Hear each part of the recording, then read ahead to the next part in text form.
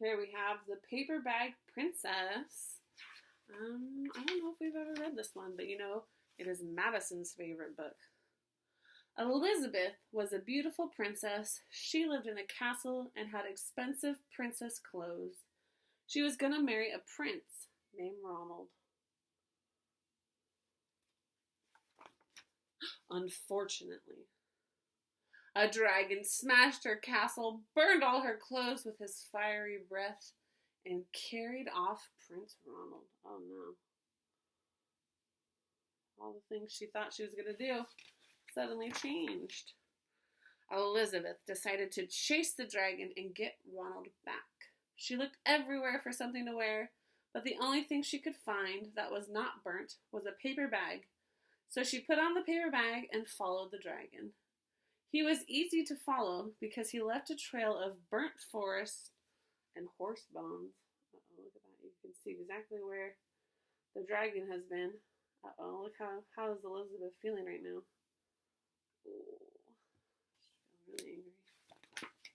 Finally, Elizabeth came to the cave with a large door that had a huge knocker on it. She took hold of the knocker and banged on the door. The dragon stuck his nose out of the door and said, "Well, a princess? I love to eat princesses, but I have already eaten a whole castle today. I am very busy. Come back tomorrow." He slammed the door so fast that Elizabeth almost got her nose caught. Oh, so the dragon's very busy. Come back tomorrow so we can eat her? Why would you go back?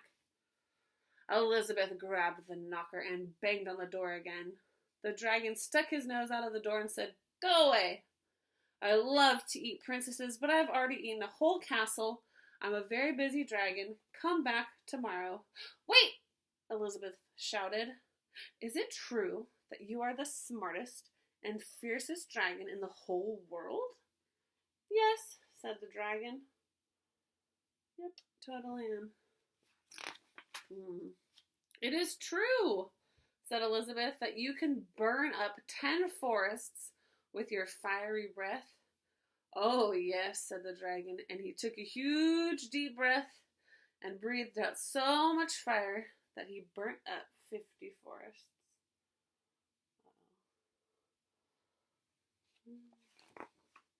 "Fantastic," said Elizabeth, and the dragon took another huge breath and breathed out so much fire that he burnt up 100 forests. "Magnificent," said Elizabeth, and the dragon took another huge breath.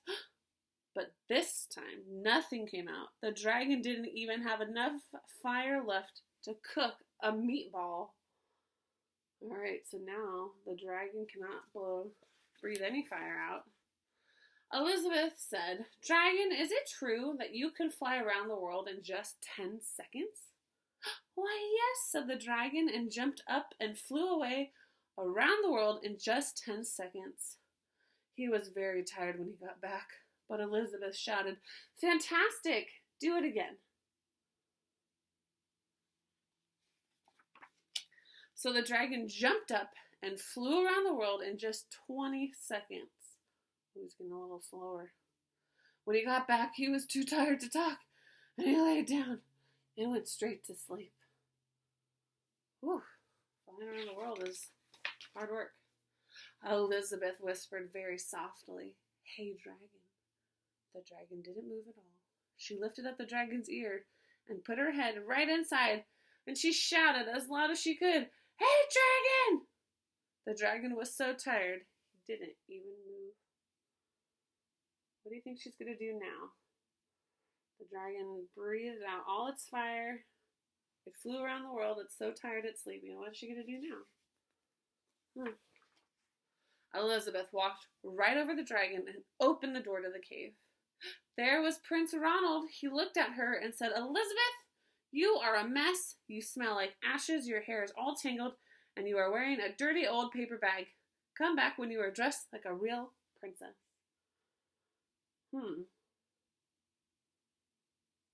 Is that a very nice thing to say after someone just saved you?